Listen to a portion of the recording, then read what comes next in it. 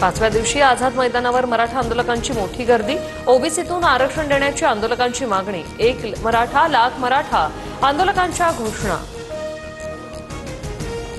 Marine drive परिसरात आंदोलकांची गर्दी। समुद्रकिनारी उतरू नका, मुंबई पोलिसांच्या आंदोलकांना सूचना।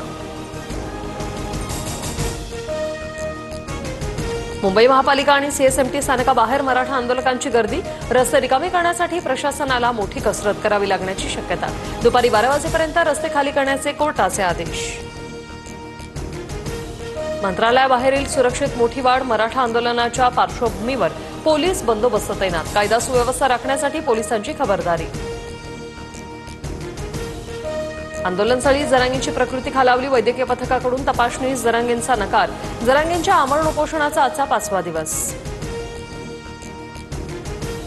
दुपारी 3:30 वाजता जरांगेंच्या आंदोलनावर हायकोर्टात सुनावणी। आझाद मैदानाव्यतिरिक्त कुठेही आंदोलन नको याची खबरदारी घ्या, हायकोर्टाचे सरकारला निर्देश।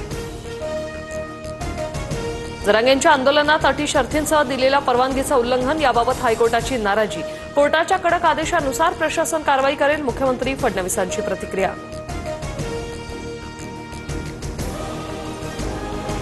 आझाद मैदानावर वॉटरप्रूफ मंडपाची उभारणी। काल खडी टाकल्यानंतर आज आंदोलकांकडूनच मंडपाची उभारणी।